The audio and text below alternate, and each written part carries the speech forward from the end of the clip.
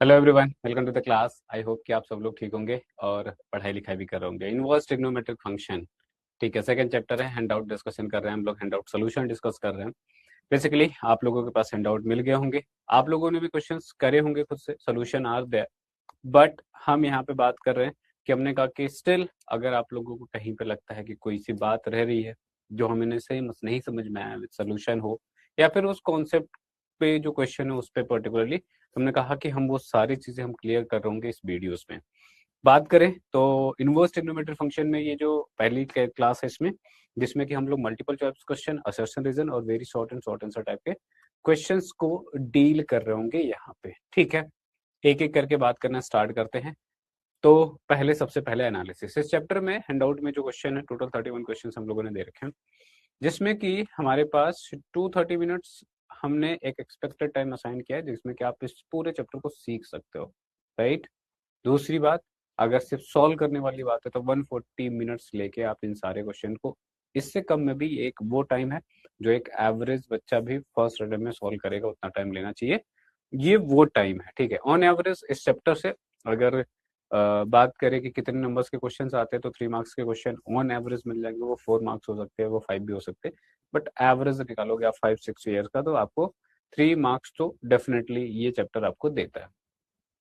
Topic इसमें अगर हम बात करें तो हमने कहा कि टॉपिक में आप किसी भी ईयर उठा लीजिए अपने पीवाईक्यूज को, आप उसमें देखोगे कि जो प्रिंसिपल वैल्यू है वो आप लोगों से फॉर श्योर पूछा ही पूछा गया है। ठीक है। दूसरी चीज उसके अंदर आती है तो प्रॉपर्टी बेस्ड क्वेश्चन आते हैं, है ना। तो आपको इस पे ही ज्यादातर क्वेश्चन मिलेंगे। सब पे बात करते हैं, एक एक करके आते हैं। सबसे पहले क्वेश्चन है, हमने कहा कि अगर चैप्टर पे भी जाओगे तो 2-3 पार्ट में डिवाइड था। टिग्नोमेट्रिक फंक्शन से इनवर्स में गए थे, इनवर्स से फिर उसका ग्राफ देखा था, ग्राफ के बाद उसके ऊपर प्रॉपर्टीज हमने डिस्कस करी थी और प्रॉपर्टीज से रिलेटेड क्वेश्चंस कर रहे थे। पहले क्वेश्चंस पे आते हैं। पहला ऑब्जेक्टिव क्वेश्चन जो कि 2025 में पूछा हुआ है, और सिंपली क्या पूछा है तो कह रहे हैं कि the graph of trigonometric function is as shown, which of the following will represent graph of its inverse. एक ट्रिग्नोमेट्रिक फंक्शन है जिसका ग्राफ आपको दिया गया है, तो इसके इनवर्स का ग्राफ क्या होगा। पहली बात तो अगर इसके मैं ग्राफ की बात करूं तो ये cos x का ग्राफ है ना। ये बात तो मुझे नहीं बताने की जरूरत पड़नी चाहिए, राइट। ये cos x का ग्राफ है, हमको इसके इनवर्स का ग्राफ चाहिए, तो we are interested in finding the graph of cos inverse x, right. इसका एफ इनवर्स लिख लीजिए या फिर y बोल दीजिए, कुछ और बोलना चाहिए और बोल दीजिए। cos इनवर्स का ग्राफ आपको चाहिए। हमने कहा कि कभी भी रिस्ट्रिक्टेड डोमेन में जब हम ग्राफ निकालते हैं किसी भी इनवर्स ट्रिग्नोमेट्रिक फंक्शन का, तो एक लाइन लेते हैं y बराबर x वाली लाइन, और उस लाइन को के अबाउट इसका हम लोग मिरर इमेज बनाते हैं। ठीक है। तो मिरर इमेज बनाएंगे बेटा, तो ये जो पार्ट है आपका ये वाला, इसका इमेज बनेगा, और कुछ इमेज कुछ ऐसी बनेगी, राइट। और ये सारी चीजें हट जाएंगी। तुमने कहा कि जब ये इमेज देखोगे तो एग्जैक्टली ये लाइन आपको कौन सा इमेज दिखेगा, तो इतना पार्ट आपको दिखेगा। तो अगर मैं इसका इनवर्स देखूं, मैंने कहा कौन सा ग्राफ होगा, तो ऑब्वियसली मुझे यहाँ पे सी ऑप्शन जो दिख रहा है वो करेक्ट दिख रहा है। कुछ ऐसे ग्राफ बन रहा है इसके इनवर्स का, तो सी ऑप्शन क्या हो जाएगा, इस पर्टिकुलर क्वेश्चन के लिए सही हो जाएगा। तो y बराबर x वाली लाइन से रिस्ट्रिक्टेड डोमेन में आप इमेज बना लीजिए, और वो आपको क्या दे देगा, ग्राफ दे देगा। फिर हमने कहा कि the domain of cos inverse x. Domain of cos inverse x क्या होता है, तो -1 से 1 के बीच में होता है। डायरेक्ट टेबल हम लोगों ने आप लोगों को बता रखा है, उस टेबल पे ही हमने उसके प्रिंसिपल वैल्यू ब्रांच की बात हो, उसके डोमेन की बात हो, वो सारी बातें हम लोगों ने करी थी। ठीक है। जो रेंज था ट्रिग्नोमेट्रिक फंक्शन का, वही डोमेन है किसका, तो इनवर्स ट्रिग्नोमेट्रिक फंक्शन का। तो अगर ट्रिग्नोमेट्रिक फंक्शन का डोमेन आपको पता है तो वो उसका, सॉरी, रेंज पता है तो उसका क्या हो जाएगा, डोमेन क्या हो जाएगा, वो इनवर्स के लिए हो जाएगा। तो हमने कहा कि अगर कॉस का रेंज मेरे से कोई पूछता, तब भी मैं बोलता कि जो कॉस होता है वो कहाँ पे लाई करता है, तो वो लाई करता है बेटा -1 से 1 के बीच में, राइट। ये इसका डोमेन होता है कॉस के लिए। लेकिन अगर कॉस इनवर्स के लिए मैं बात करता, तो फिर यही बात उल्टी हो जाती है कि ये रेंज है कॉस का। हमने कहा कि अब अगर मेरे से डोमेन कोई पूछ ले, कंफ्यूज नहीं होना, domain of cos inverse x, तो मैंने कहा कि यही उल्टा हो जाता है। मैंने कहा कि ये जो इसका रेंज था, अब इस कॉस इनवर्स एक्स का डोमेन हो जाएगा, तो हम यहाँ पे कॉस इनवर्स एक्स के लिए बात करेंगे, तो एक्स विल बिलोंग -1 से 1 के बीच में। ठीक है। आगे बात करें तो ऑप्शन नंबर सी करेक्ट हो जाएगा इस क्वेश्चन के लिए। बात करते हैं नेक्स्ट। नेक्स्ट बात आती है, तुमने कहा कि नेक्स्ट क्वेश्चन है जो कह रहे कि द ग्राफ। मैंने कहा कि देखो किसी भी ये सर, अब ये 2024 में सीबीएसई सैंपल क्वेश्चन पेपर का क्वेश्चन है ना। तो अब इससे समझ में आता है कि देयर इज अ पॉसिबिलिटी कि जो भी 6 इनवर्स ट्रिग्नोमेट्रिक फंक्शन है उनमें से किसी एक का ग्राफ भी पूछ ले आपसे, डायरेक्टली ग्राफ देके पूछ लेगा, है ना, कि या फिर फंक्शन दे देगा, बोलेगा इसका ग्राफ क्या है, या फिर ग्राफ दे दिया बोले कि कौन से फंक्शन का ग्राफ है, तो सिंपली ये पूछ लेगा। या फिर जैसे पहले क्वेश्चन में बोला कि इनवर्स बताओ इसका, तो ग्राफ का इनवर्स निकलवाया आपसे, वो वैसे भी पूछ सकता था। सिर्फ ग्राफ दे दे, बोले कि इसका इनवर्स बताओ, तो y बराबर x वाली लाइन से इमेज बना के भी देख सकते हो। तो ये सारे पॉसिबिलिटीज है। अगर मैं इसकी बात करूं तो अगर आपको याद हो तो जस्ट यही ग्राफ अभी हम लोगों ने पीछे डिस्कस किया है, क्योंकि यहाँ पे पूछा गया है। तो इस ग्राफ के पीछे रखने के पीछे का मकसद यही है कि आपको ये बात समझ में आनी चाहिए, क्योंकि पूछा गया 2024 में। ठीक है, तो ये क्या हो जाएगा, बी ऑप्शन हो जाएगा, जो कि आपका कॉस इनवर्स एक्स ही हो जाएगा। कैसे आया था ये भी आप लोगों ने देखा था। बात करते हैं आगे, तो बी ऑप्शन करेक्ट हो जाएगा। नेक्स्ट क्वेश्चन आपसे पूछता है कि इफ साइन इनवर्स एक्स बराबर वाई है तो वाई क्या है। आप बेसिकली वाई बराबर साइन इनवर्स एक्स बोलिए, चाहे साइन इनवर्स एक्स बराबर वाई बोल लीजिए। तो बेसिकली मैं इंटरेस्टेड हूँ कि इसकी साइन इनवर्स एक्स की वैल्यू, साइन इनवर्स की वैल्यू क्या होती है, उसका बेसिकली रेंज होता है। रेंज क्या होगा, मैंने कहा कि साइन इनवर्स के लिए बात करोगे तो ये माइनस के पाई/2 से पाई/2 के बीच में बिलोंग करता है। मैंने एक टेबल आप लोगों को बता रखी है जिसमें हमने बात करी है प्रिंसिपल वैल्यू ब्रांच की, उसको हमेशा याद रखिएगा। यहाँ पे सिर्फ साइन पूछा, हमने कहा कोई और भी पूछ सकता था। तो अगर मेरे से कोई पूछे कि प्रिंसिपल वैल्यू ब्रांच, या फिर कोई भी प्रिंसिपल वैल्यू ब्रांच नहीं बोलेगा, प्रिंसिपल वैल्यू भी नहीं बोल रहा अगर, तो या तो principal value branch term use कर लिया उन्होंने, एक तरीका ये होता है।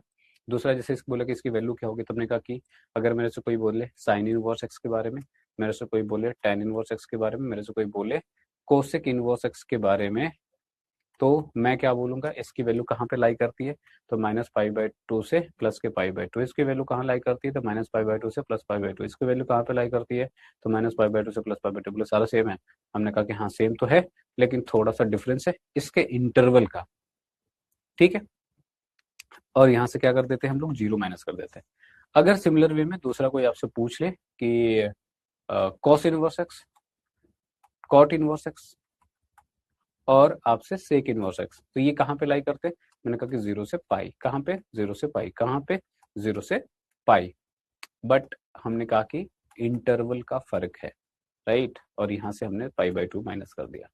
ठीक है, तो ये याद रखेंगे किसी भी क्वेश्चन के लिए। तो अगर इस क्वेश्चन की मैं बात करूं पर्टिकुलरली कौन सा ऑप्शन करेक्ट हो जाएगा, तो दिख रहा है सबको माइनस पाई/2 से प्लस पाई/2, which is option number B, right. तो ये आपके पास हो जाएगा। Coming to the next question. Next question क्या कह रहा है बेटा, अच्छा हिंदी इंग्लिश दोनों में सोल्यूशन है, तो आराम से आप लोग उसको देख सकते हैं। मैंने कहा कि द वैल्यू ऑफ दिस है। अब यहाँ से एक क्वेश्चन मैं करवा रहा हूँ, बाकी क्वेश्चन को आप इसी तरीके से करोगे। एक शॉर्ट ट्रिक भी बता देता हूँ, ट्रिक नहीं है बेसिकली, वो फंडा है, लॉजिक है। हमने कहा कि यहाँ पे अगर बात करूँ, हमसे कह रहा है कि इसकी और इसकी वैल्यू का डिफरेंस चाहिए बेसिकली। हमने कहा कभी भी कहीं पे भी कुछ भी दे, जैसे कि यहाँ पे गिवन है tan इनवर्स √3, तो हम कहीं ना कहीं इसके प्रिंसिपल वैल्यू में इंटरेस्टेड है। हम प्रिंसिपल वैल्यू ब्रांच के अंदर वैल्यू चाहते हैं, उसके बियॉन्ड हम इससे भी बात नहीं करते। तो हमने कहा कि अगर आप इसको y मानते हो, तो एक तो है कि सिंपल मैं एक लाइन में बताऊंगा कि इसका आंसर क्या है। एक लाइन बोलूंगा, उस लाइन पे आप आंसर बता सकते हो किसी भी इनवर्स ट्रिग्नोमेट्रिक फंक्शन का। ठीक है, और दूसरा है कि मैंने कहा कि इसको प्रोसीजर, अगर इस यही very short answer type question में पूछता है, तो हम वहां पे पूरा स्टेप बाय स्टेप सॉल्व करते हैं। ठीक है, तो जैसे भी कह लीजिए। अच्छा, आगे भी आगे क्वेश्चन तो होंगे ही, चलो ठीक है। हमने कहा कि यहाँ पे अगर मैं बात करूँ तो इसको मैं tan ऑफ y, प्रोसीजर समझ लीजिए, ये √3 हो जाएगा। ठीक है, यहाँ पे tan ऑफ y देखा आपने, इसको आप tan की वैल्यू के लिए आप 0 से 90 के बीच में देखिए कौन से एंगल के लिए ये वैल्यू होता है। तो यहाँ पे ये किसके लिए वैल्यू होता है, तो ये होता है आपके 60 डिग्री का मान, और 60 डिग्री कहने का मतलब पाई/3। अगर ये वैल्यू मुझे दिखे, हमने कहा कि यहाँ पे जो भी वैल्यू दिख रही है, अगर मैं y के लिए कंपेयर करूंगा तो पाई/3 आएगा। मैं पाई/3 को मैं यहीं पे आंसर बोल दूंगा, प्रोवाइडेड, मैंने कहा कि जब क्योंकि ये tan इनवर्स की बात हो रही थी, तो ये जो y की वैल्यू आएगी वो कहाँ पे आएगी, तो मैंने अभी बताया मैंने आपको, माइनस पाई/2 से प्लस पाई/2 ओपन इंटरवल में, राइट। तो क्या ये उसके अंदर है, अगर ऐसा है तो हमने कहा कि यही आंसर होगा, और ऐसा नहीं है तो ये आंसर बिल्कुल भी नहीं होगा, माइनस पाई/2 से प्लस पाई/2 के बीच में। ठीक है, तो यस डेफिनेटली ये है। तो हमने कहा कि यहाँ से ये पाई/3 हो जाता है, लेकिन ये पूरा आंसर नहीं है भाई, ये तो सिर्फ tan इनवर्स के लिए हमने बात करी। हमने कहा कि अगर सेक इनवर्स ऑफ -2 के लिए बात कर लो, सेक इनवर्स -2 के लिए बात करोगे, तो यहाँ पे इसको भी आप यूजुअली हम लोग y मानते हैं, बार बार y नहीं, इसको आप कुछ और मानना चाहो तो कुछ और मान लो। Suppose suppose suppose let's say ये z है। हमने कहा कि अगर सेक इनवर्स ऑफ z के लिए बात करोगे तो ये -2 आएगा। -2 के लिए आप सोचो कि किसकी वैल्यू होती है। अच्छा, ये z और 2 में कंफ्यूज नहीं होना। सेक इन सॉरी, यहाँ पे ये सेक हो जाएगा। क्या हो जाएगा? तो ये सेक है। और यहाँ पे अगर मैं बात करूँ तो ये भी आपके पास क्या हो जाएगा? तो ये हो जाएगा सेक z। और यहाँ पे मैं -1/2 के लिए बात करूँ तो सेक बेसिकली क्या होता है? रेसिप्रोकल होता है कॉस का। कॉस के लिए अगर मैं 1/2 की बोलूँ तो 60 डिग्री पे आता है। तो बेसिकली मैं यहाँ पे क्या लिख सकता हूँ? माइनस का बाहर कर दिया और इसको मैंने लिख दिया सेक क्या? 60 डिग्री विच इज π/3। माइनस को हटाने के लिए मैंने पाई माइनस करके अगर इसको अंदर लेके जाऊं मैं, तो इसको मैं क्या लिखता हूँ? सेक z। अब क्योंकि मुझे ये देखना है कि ये किसके बीच में बिलोंग करता है ना? हमको ये जो वैल्यू चाहिए, तो मैंने कहा पहली बात तो कंपेयर करने के लिए माइनस को हटाओ। माइनस का वो कैसे हटा सकते हैं? तो मैंने कहा कि जितने भी आपने ट्रिग्नोमेट्रिक फॉर्मूले पढ़े सब यूज कर लीजिए। पाई माइनस π/3 कर सकते हैं, पाई माइनस थीटा करते हैं तो माइनस एक थीटा आएगा, क्योंकि सेकंड क्वाड्रेंट के अंदर जो होता है आपके पास सेक क्या होता है? निगेटिव होता है ना? सेक निगेटिव होता है। तो मैंने कहा कि इसको क्या लिख दिया मैंने? सेक पाई माइनस π/3 लिख दिया। इससे माइनस हट गया, और जब माइनस हट गया तो मैंने कहा जेड की बात करेंगे तो ये क्या हो जाएगा? सेक 2π/3 हो जाएगा, और यहाँ पे ये सेक जेड हो जाएगा। क्या जेड के लिए कंपेयर करेंगे तो क्या आएगा? तो 2π/3 आएगा। प्रोवाइडेड, मैंने कहा कि सेक का प्रिंसिपल वैल्यू ब्रांच क्या है? तो वो है आपका 0 से पाई। क्या ये पाई 0 से पाई के बीच में है?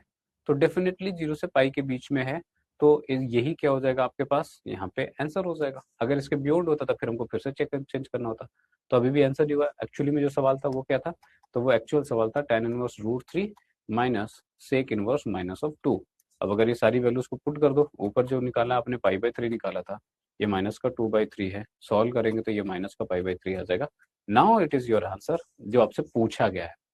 तो माइनस का π/3 क्या हो जाएगा? इसका करेक्ट आंसर हो जाएगा इस पर्टिकुलर क्वेश्चन के लिए। ठीक है, आगे बात करें। यहाँ पे भी सोल्यूशन मैंने लिखे हुए हैं, बट मैं फंडा आप लोगों को समझा रहा हूँ ताकि चीजें आपको क्लियर है। बात करते हैं नेक्स्ट की। नेक्स्ट क्वेश्चन क्या कह रहा है बेटा? कह रहा है कि कॉस इनवर्स ऑफ कॉस 7π/6। मैंने कहा कि टी इनवर्स ऑफ टी हो चाहे टी ऑफ टी इनवर्स हो, आर्गुमेंट जो होता है वही आंसर हो जाता है, प्रोवाइडेड आर्गुमेंट उसके प्रिंसिपल वैल्यू ब्रांच में लाई करनी चाहिए अगर टी इनवर्स ऑफ टी है। तो वैसे तो अगर मैं यहाँ पे बात करूं, तुमने कहा कि कॉस इनवर्स कॉस 7π/6 जो है, यहाँ पे 7π/6 में आंसर बोल देता, लेकिन कॉस का जो प्रिंसिपल वैल्यू ब्रांच है वो 0 से पाई है। 7π/6 तो और डेफिनेटली 0 से पाई के बीच में तो नहीं है। तुमने कहा कि इसको कन्वर्ट कर लीजिए। कन्वर्ट ऐसे करिए कि ये प्रिंसिपल वैल्यू ब्रांच में आ जाए आपके पास। तो अब प्रिंसिपल वैल्यू ब्रांच किसका है क्या? तुमने कहा कि 0 से पाई है। तुमने कहा कि इसको ऐसे लिख लेते हैं 2π माइनस 2π माइनस, अगर 7π/6 करते हो तो ये हो जाएगा 12। ठीक है, 2π माइनस करोगे तो आपके पास ये फोर्थ क्वाड्रेंट में जाएगा। फोर्थ में कॉस होता है पॉजिटिव, तो ऐसे लिख ले 2π माइनस थीटा कॉस थीटा ही होता है। तो मैं इसको ऐसे लिख दे रहा हूँ। और अगर इसको ऐसे लिखा मैंने, तो मैंने कहा इसको फर्दर मैं सॉल्व करूंगा तो इसको मैं क्या लिख सकता हूँ? तो ये बेसिकली सॉल्व करोगे तो ये हो जाएगा कॉस 5π/6 हो जाएगा। 12 माइनस 7 करोगे 5 आ जाएगा। अब अगर यहाँ से मैं देखूँ तो मैंने कहा ये जो एंगल है ये कौन कौन कहाँ पे बिलोंग करेगा? 5π/6। तो ये 5π/6 क्या? पाई माइनस π/6 करोगे तो 5π/6 मतलब सेकंड क्वाड्रेंट में है। अगर सेकंड क्वाड्रेंट है इसका मतलब डेफिनेटली 0 से पाई के बीच में तो लाई कर रहा। तो इसका जो आंसर होगा, हमने कहा कि अब ये जो आर्गुमेंट है यही इसका आंसर हो जाएगा। और अगर मैं ऑप्शन वाइज जाऊंगा तो ऑप्शन वाइज मुझे बी करेक्ट दिखता है। ठीक है, coming to the next question. यहाँ पे भी मैंने सेम सोल्यूशन कंटिन्यूसली यहाँ पे आपके पास है। नेक्स्ट क्वेश्चन की बात करें, कह रहे कि द वैल्यू ऑफ दिस, है ना? अब एक बात याद रखिए, अब से मैं जो बोल रहा हूँ ध्यान से सुनना है और वो अप्लाई करना। ऑब्जेक्टिव क्वेश्चन से अगर कहीं पे भी आपको दिखते हैं, हमको अगर किसी भी इनवर्स ट्रिग्नोमेट्रिक फंक्शन के प्रिंसिपल वैल्यू निकालनी है, तीन चीजें याद रखेंगे। Sine, sine inverse, tan inverse, cot inverse. अगर उनका आर्गुमेंट में जो भी वैल्यू लिखा हुआ उसके लिए आप एंगल सोचिए। पॉजिटिव है तो पॉजिटिव, नेगेटिव है तो नेगेटिव के साथ वो एंगल लिख दीजिए, वही इसकी प्रिंसिपल वैल्यू है। अब ये बात ध्यान रखें कि वो 0 से उसके -π/2 से बस π/2 के बीच में होनी चाहिए। कॉस है, कॉट है और सेक अगर है, तो अगर मेरे पास कोई भी एंगल, किसी कोई भी वैल्यू के लिए मुझे एंगल चाहिए, तो हमने कहा कि अगर वो पॉजिटिव है तो वो 0 से 90 वाला जो भी एंगल होगा वो लिख दीजिए। अगर वो निगेटिव है तो पाई माइनस करके लिख दीजिए, वही उसका प्रिंसिपल वैल्यू ब्रांच होगा। जैसे कि मैंने कहा कि अगर मुझे इसकी वैल्यू चाहिए ना, क्या बोला गया? साइन है, π/3 है, माइनस का साइन इनवर्स माइनस का 1/2 है। 1/2 के लिए आप सोचो क्या होता है? 1/2 होता है 30 डिग्री पे साइन के लिए। 30 डिग्री कहने का मतलब क्या? π/6। अब ये नेगेटिव है तो नेगेटिव के साथ ही मैंने लिख दिया, तो इसको मैं लिख सकता हूँ क्या? π/3 और वो इस 1/2 के लिए सिर्फ मैंने सोचा और ये क्या था, तो ये π/6 था, राइट। कोई दिक्कत वाली बात नहीं। अब अगर इसको मैं सॉल्व करूंगा तो ये क्या हो जाएगा, साइन π/3 प्लस का π/6, सॉल्व करा तो साइन π/6 अगर ले लिया आपने तो ये हो जाएगा 2 + 3, तो ये 3π/6 हो जाएगा। और 3π/6 कहने का मतलब क्या है, ये क्या हो जाएगा π/2, और साइन π/2 क्या होता है, 1 होता है। ऑप्शन नंबर डी क्या हो जाएगा इसके लिए करेक्ट आंसर। ठीक है, एक लाइन में सिंपल, जो अगर साइन है, कॉट है, कोसेक है तो पॉजिटिव पॉजिटिव, निगेटिव है तो निगेटिव एंगल के साथ उसका एंगल लिख दीजिए। अगर कॉस है तो पॉजिटिव है तो ठीक है, 0 से 90 वाला देखिए किस वैल्यू पे वो दे रहा है एंगल, और निगेटिव है तो पाई माइनस करके लिख देंगे, दैट्स इट। ठीक है, आगे बात करें तो ये आंसर हो गया। अब जैसे इसकी बात मेरे पूछे, √3/2 लिखा है, √3/2 कौन से एंगल पे होता है, तो आपको पता है कि 60 डिग्री पे होता है। 60 डिग्री करने का मतलब क्या, π/3। तुमने कहा कि सिंपल इसका आंसर क्या हो जाएगा, π/3 हो जाएगा। ऑब्जेक्टिव के लिए मैं बहुत इस पर टाइम वेस्ट नहीं करूंगा, ठीक है। सब्जेक्टिव में होगा तो ऑब्वियसली मुझे जो प्रोसीजर है उसमें हमको सॉल्व करना पड़ेगा। Coming to the next question. अब अगर इस क्वेश्चन की बात करें तो ये बेसिकली दो एक फॉर्म ऑफ क्वेश्चन जो यूजुअली आपसे पूछता है और इसको कहीं ना कहीं हमको सिंप्लीफाई करना होता है, ठीक है। हालांकि वैसे तो ये डायरेक्ट प्रॉपर्टी है 2 tan इनवर्स x का, ठीक है, लेकिन अगर सॉल्व करने वाली बात हुई तो हम लोग क्या करते हैं, हमने कहा कि अगर ये गिवन क्या है आपको, cos इनवर्स 1 - x² + x², अगर मैं यहाँ पे लेट कर लूँ कि tan थीटा को या x को मैं tan थीटा मान लूँ, मैंने कहा थीटा बराबर tan इनवर्स x हो जाएगा, ठीक है। तो अभी के लिए मैंने x बराबर tan थीटा मान लिया। अगर मैं इस एक्सप्रेशन में पुट कर दूंगा तो क्या होगा, cos इनवर्स 1 - tan² और नीचे हो जाएगा 1 + tan², 1 - tan² plus divided by 1 + tan। ये cos 2 थीटा का फॉर्मूला होता है tan के केस में। cos inverse of cos theta आ गया, t इनवर्स ऑफ tx की बात हो रही है, तुमने कहा कि जो भी आर्गुमेंट होता है वो आंसर हो जाता है। अब थीटा में कुछ नहीं था, x में था मेरे पास, तुमने इस थीटा को रिप्लेस कर दिया तो थीटा बराबर tan इनवर्स x, तो यहाँ पे ये क्या होगा 2 tan इनवर्स x। और अगर ऑप्शन की बात करें तो ऑब्वियसली सी। तो मैंने कहा कि अगर डायरेक्ट प्रॉपर्टी याद है तो तब भी आपको ये पता है, नहीं आता तब भी अब मैंने यहाँ पे करवा दिया। प्रॉपर्टी डायरेक्ट था, हमने tan में बात करी थी, हमने साइन में बात करी थी, हमने tan का tan में बात करी थी, तो वो सारी चीजें आपको पता है।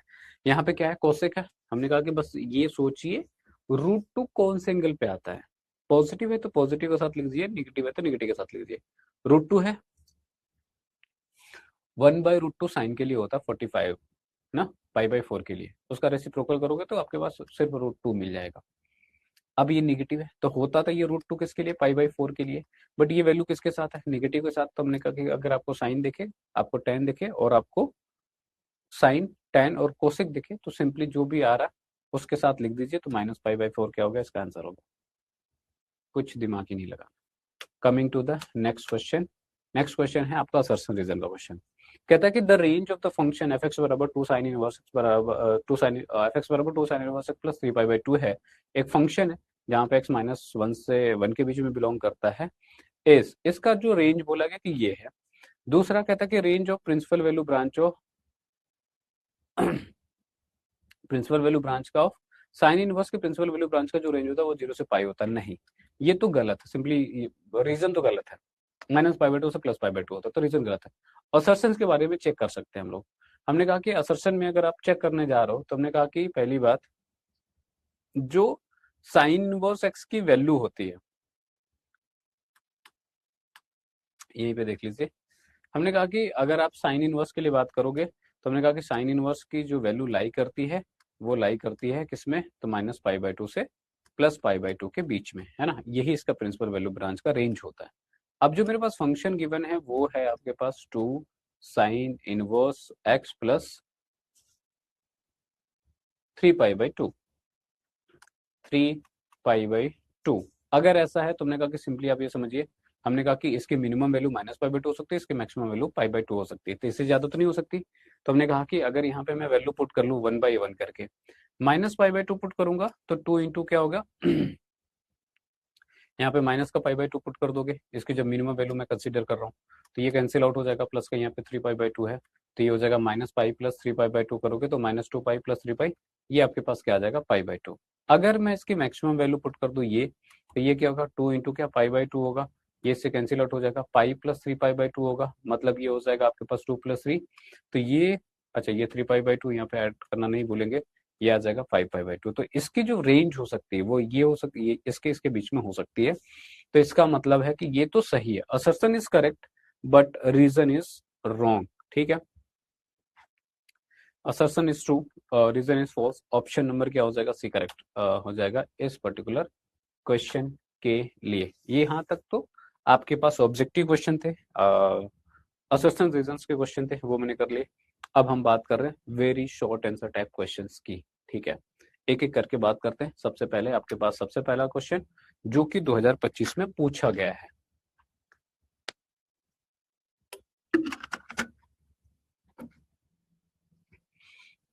ठीक है, चलिए, सब्जेक्टिव है तो सब्जेक्टिव की तरह डील करना स्टार्ट करते हैं।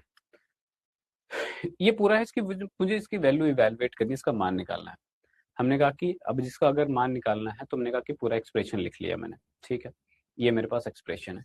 अगर मैं बात करूं cos इनवर्स √3/2 लिखा हुआ है, इसकी वैल्यू आएगी। अब वैल्यू क्या आएगी, मैंने कहा cos है, तो अगर पॉजिटिव है तो जिस भी ये वैल्यू जो भी एंगल दे रहा हूँ उसके करस्पॉन्डिंग सोचिए 0 से 90 के बीच में, और वही लिख दीजिए। अगर निगेटिव होता तो उस एंगल को मैं पाई में से माइनस करके लिखता। √3/2 cos के लिए कब वैल्यू देता है, तो हमने कहा कि 30 डिग्री। 30 डिग्री कहने का मतलब पाई/6। पॉजिटिव है तो पॉजिटिव के एज इट इज मैंने यहाँ पे रख दिया, तो ये पॉजिटिव रख दिया। तो इसकी वैल्यू तो यहाँ पे पाई/6 हो गई, 2 से था, मल्टीप्लाई होगा तो ये 3 हो जाएगा, और 3 होगा तो ये बन जाएगा tan इनवर्स sin पाई/3, क्योंकि साइन बाहर है, 2 बाहर है। अब sin पाई/3 कहने का मतलब 60 डिग्री। 60 डिग्री का मान क्या होता है, √3/2 होता है।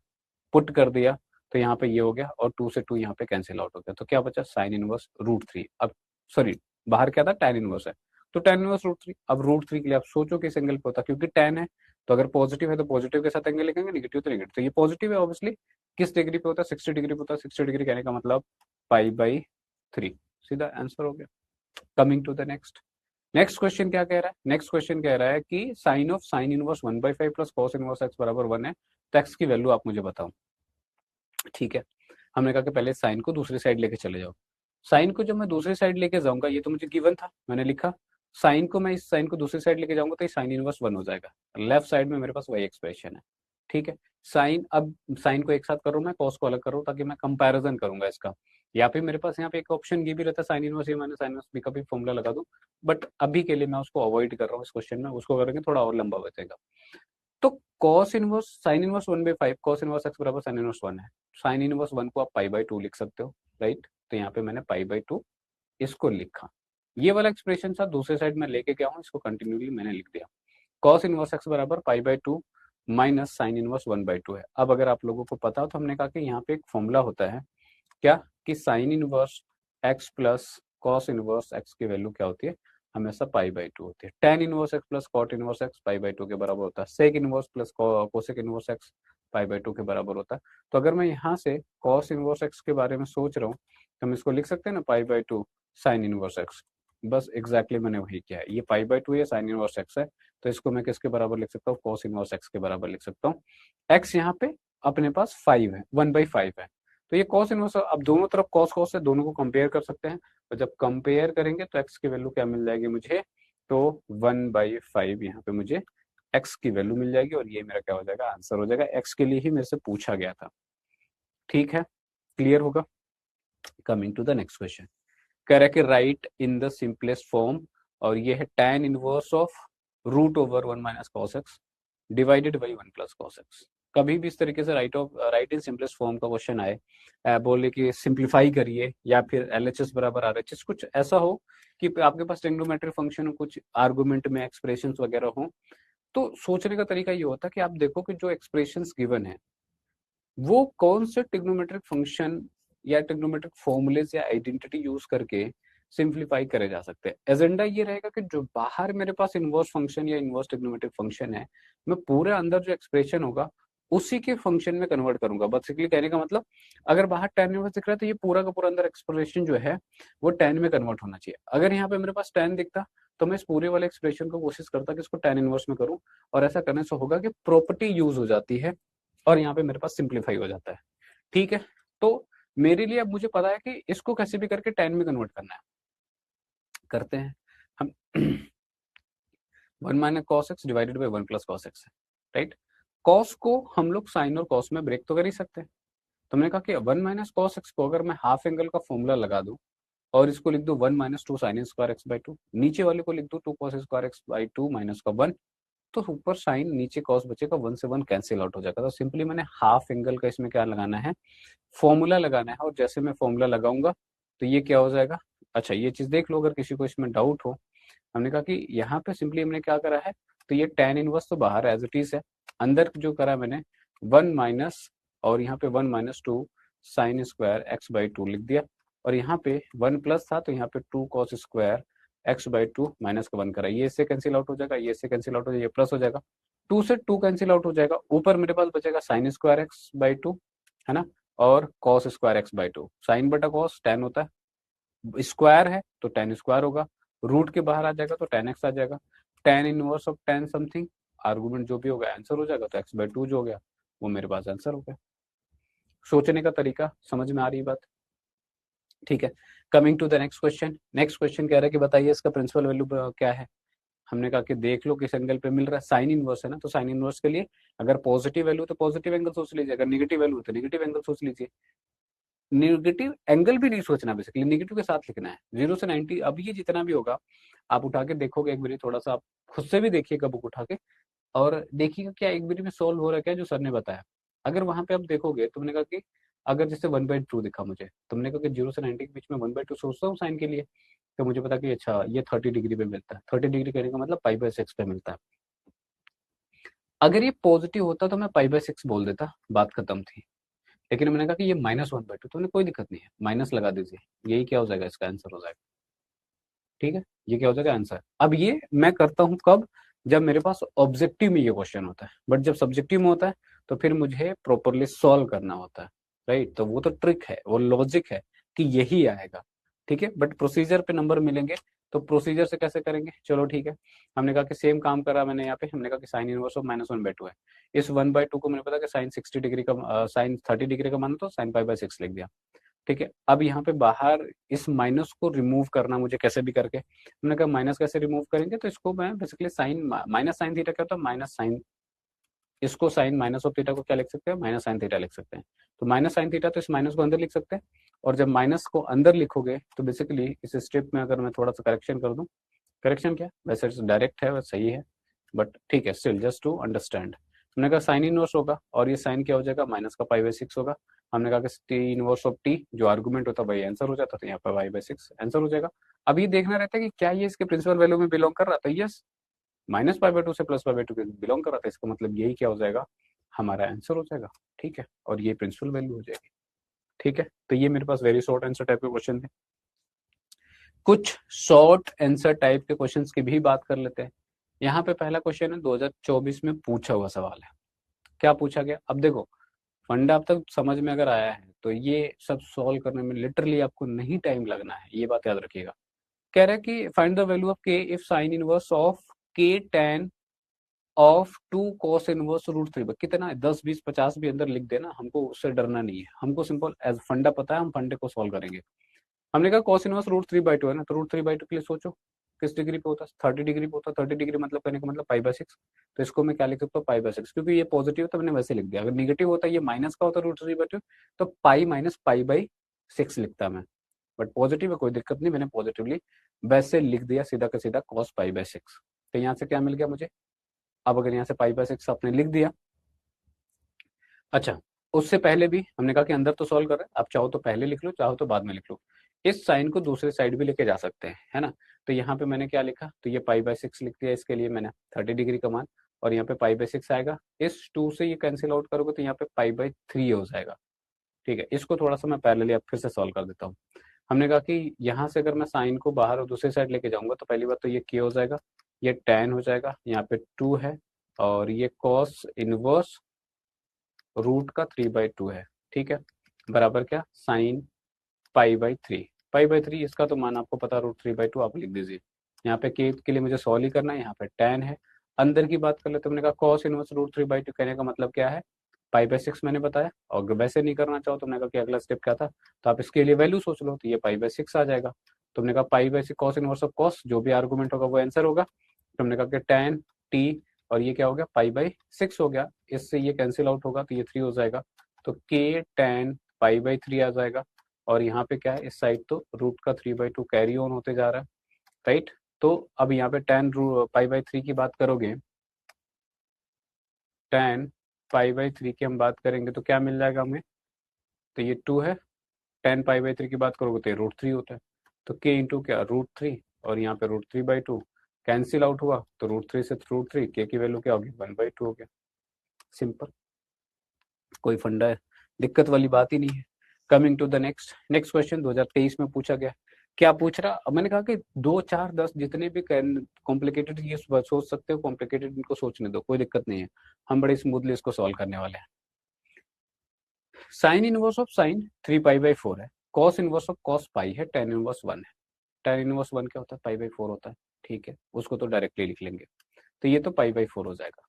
Cos inverse of cos pi, क्या मैं पाई लिख सकता हूँ क्या यहाँ पे, मैंने कहा कि टी इनवर्स ऑफ टी क्या होता है, आर्गुमेंट जो का आंसर, बट प्रोवाइडेड जो अंदर वाली वैल्यू होनी चाहिए वो बिलोंग करनी चाहिए उसके प्रिंसिपल वैल्यू में, तो कॉस का जो प्रिंसिपल वैल्यू बिलोंग चाहिए जो उससे पाई है, तो ठीक है, पाई उसमें आ रहा है, कोई भी दिक्कत नहीं। यहाँ पे बात करेंगे तो लिखा है साइन इनवर्स ऑफ साइन 3π/4, 3π/4 कहने का मतलब है pi minus π/3 which is second quadrant में जाएगा, लेकिन हम जब साइन की बात करते हैं तो -π/2 से +π/2 के बीच में ये वैल्यू लाई करनी चाहिए अगर प्रिंसिपल वैल्यू ब्रांच की बात कर रहे हैं, ठीक है, तो इसको मतलब मुझे एडजस्ट करना पड़ेगा। अच्छा ये क्या 3π/4 है ना, ठीक है, तो पाई माइनस π/4, तो ये सेकंड में हो गया, तो मैंने कहा कि इसको एडजस्ट करना है तो एडजस्ट कर लेते हैं, कैसे, मैंने कहा कि इसी को पाई माइनस π/4 लिख सकते हैं।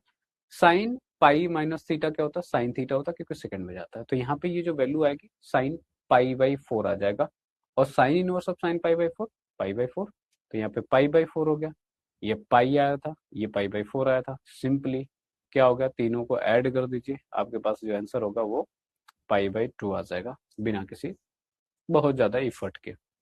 आसान सा सवाल है, सिंपल है ना, कुछ नहीं करना, सिर्फ आपको वैल्यूज रखनी है। 2-3 फंडे अगर आपको क्लियर है तो इस पूरे चैप्टर में ही एज सच कोई इतनी बड़ी बात है ही नहीं। कह रहे कि the value of sec inverse of sec square tan inverse of 1/2 cosec inverse. अच्छा ये थोड़ा सा फिर कॉम्प्लिकेटेड बनाने की कोशिश कर रहे हैं, ये भी प्रीवियसली पूछा गया है आपके सवाल, कोई ऐसा कॉम्प्लिकेटेड फिर भी नहीं है। हमने कहा कि tan इनवर्स 1/2 मैं लिख सकता हूँ इसकी वैल्यू, cot इनवर्स 1/3 के लिए भी वैल्यू मैं लिख सकता हूँ। अब वो करने से पहले एक छोटा सा एडजस्टमेंट कर लेते हैं। हमने कहा कि ये सेक स्क्वायर लिखा हुआ है ना, तो मैं इसका स्क्वायर भी कर सकता हूँ। स्क्वायर कैसे मैं कर रहा हूँ, तो मैंने कहा कि इस स्क्वायर को मैं ऊपर लेके चले जा रहा हूँ, तो बेसिकली अच्छा यहीं पे कर देता हूँ ताकि ये बात समझ में आए। तो हमने कहा कि ये लिखा हुआ है, अच्छा कोट कोसेक है और कॉट है, ठीक है। अगर पहली बात मेरे दिमाग में जो चल रहा था मैं वो बोल देता हूँ, लगेगा बच्चों के क्या आप सोच रहे हैं। हमने कहा कि यहाँ पे मान लो tan स्क्वायर होता, यहाँ पे मान लो कॉट स्क्वायर होता, एक क्वेश्चन शायद इसमें कहीं पे है, ऐसा आपको दिखेगा, तो अभी तो नहीं है। मैंने कहा कि अच्छा है तो ठीक था, मैं डायरेक्ट स्क्वायर कर देता, बट अगर नहीं है तो मैंने कहा कि इसको कन्वर्ट करने का सोचते हैं कि पहले कैसे ये कन्वर्ट होगा। तो हमने कहा कि सेक स्क्वायर को हम लोग क्या लिखते हैं, 1 + tan स्क्वायर लिखते हैं, ठीक है, सेक स्क्वायर एक्स। अब यहाँ पे आर्गुमेंट में एक्स की जगह पे tan इनवर्स 1/2 है, तो 1 + tan स्क्वायर एक्स होगा, और एक्स की जगह पे tan इनवर्स 1/2 होगा। ये वही बात आ गई जो मैं अभी जस्ट करने वाली बात था, tan में नहीं था तो tan में कन्वर्ट हो गया ये, कॉट में नहीं था बट कॉट में कन्वर्ट हो गया ये, ठीक है। तो ये हो गया, हमने कहा कि फिर उसके बाद हमने क्या करा, इसका होल स्क्वायर कर दिया। ऑब्वियसली tan इन स्क्वायर का या tan x का होल स्क्वायर करो, दोनों में गलत कुछ कुछ तो गड़बड़ है नहीं, दोनों सेम बातें हैं। और tan ऑफ tan बन जाएगा, बेसिकली जब मैं इसको लिखूंगा तो इसको मैं tan ऑफ tan इनवर्स 1/2 का होल स्क्वायर लिखूंगा। टी इनवर्स क्या होता है, आर्गुमेंट होता है, आर्गुमेंट इसका क्या 1/2, तो इसका स्क्वायर हो गया, तो यहाँ पे इसका स्क्वायर हो गया, सेम बात यहाँ पे गया तो 1/3 का स्क्वायर हो गया, ठीक है। 1 + 1 इसको ऐड करोगे तो 1 + 1/4 हो जाएगा, प्लस यहाँ पे बात करोगे तो 1 + 1/9 आ जाएगा, ठीक है। इसको सॉल्व करेंगे तो बेसिकली ये हो जाएगा 5/4 प्लस, और ये हो जाएगा 10/9, है ना। सॉल्व कर लेंगे तो ये वैल्यू क्या दे देगा, तो सॉल्व कर लीजिए, ये हो जाएगा 36, और ये करोगे, हाँ ठीक है कोई बात नहीं, ये 45 हो जाएगा, प्लस 40 होगा 85 हो जाएगा। मुझे ये वैल्यू थोड़ी सी ज़्यादा लग रही थी, बट कोई नहीं, सही है, इसमें कुछ भी गड़बड़ नहीं है। तो ये 85/36 क्या हो गया आपका, यहाँ पे इस पर्टिकुलर क्वेश्चन के लिए आंसर हो गया। आगे बात करें, coming to the next question.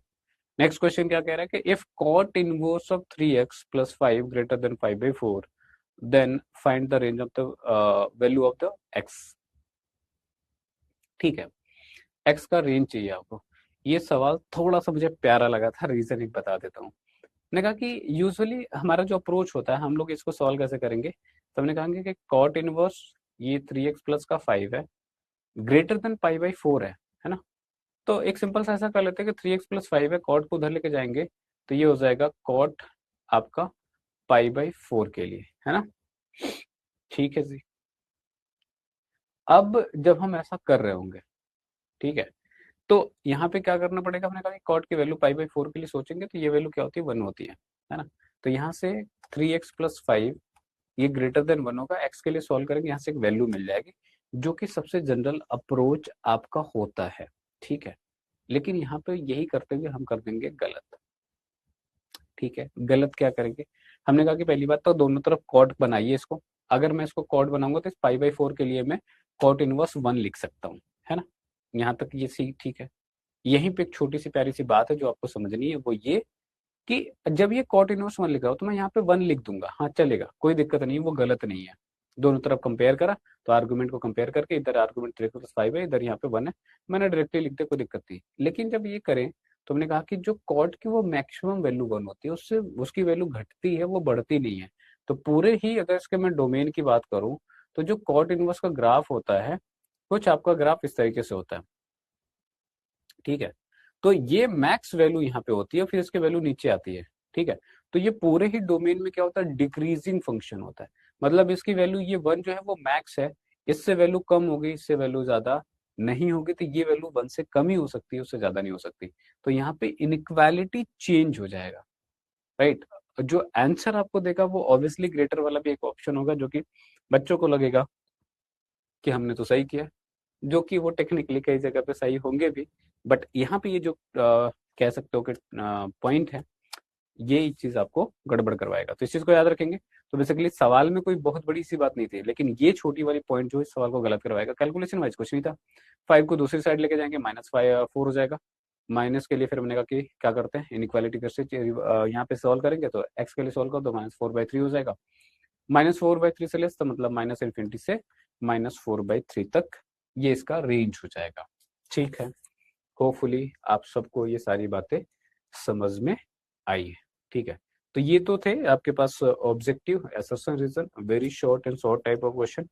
Upcoming जो लेक्चर होगा उसमें हम लोग बात कर रहे होंगे केस स्टडी बेस्ड क्वेश्चंस के, लॉन्ग आंसर बेस्ड क्वेश्चन के।